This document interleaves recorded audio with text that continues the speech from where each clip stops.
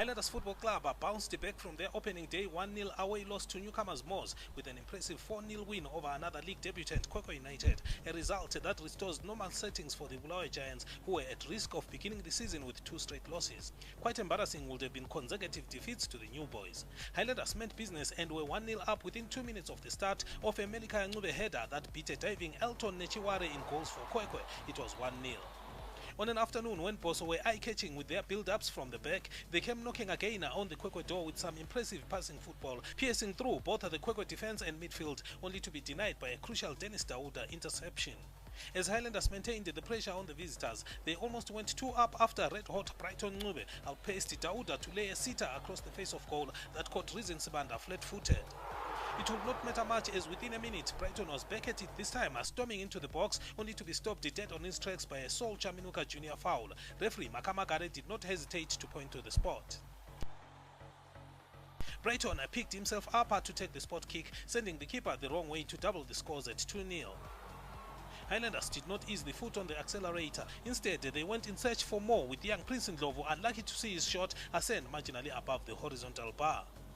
Half an hour into the match, Kwekwe were dealt a severe blow after keeper Elton Nechiware was shown a straight red card for a handling offence outside the box. Kwekwe will then finish the rest of the game 1 man less. The visitors survived the resultant free kick with Andrew Mbeba belting his effort skywards.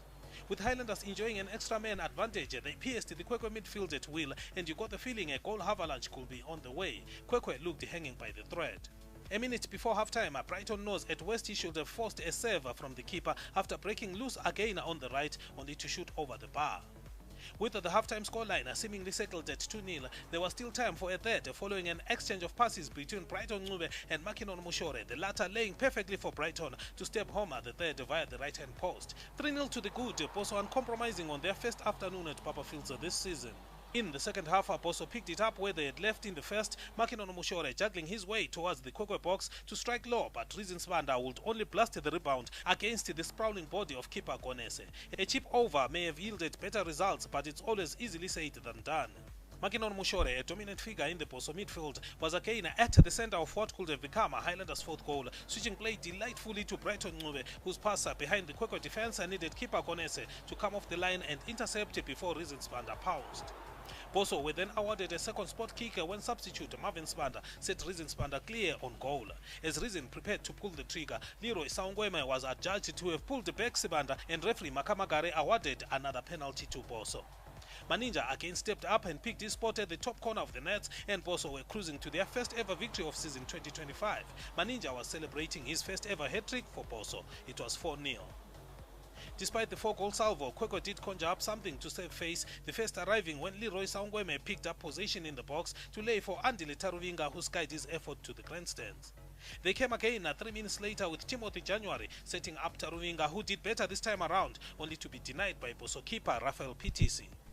Substitute Gillian Nyati came on to test the keeper from outside the box, denied by Konese, but it would not matter much as Boso marched to an impressive win at Papafield Stadium before their all-weather fans who will always rally behind the team come rain or sunshine. A brief thunderstorm pounded the Papafields late on in the afternoon, but their staunch fans weathered the storm to witness their side's first win of the season all the way to the last minute. They shall be hoping more wins rain at Papafields and even away in season 2025. For the Premier Soccer League at Papafield Stadium in Bulawayo, I'm Tandazani Zimbra.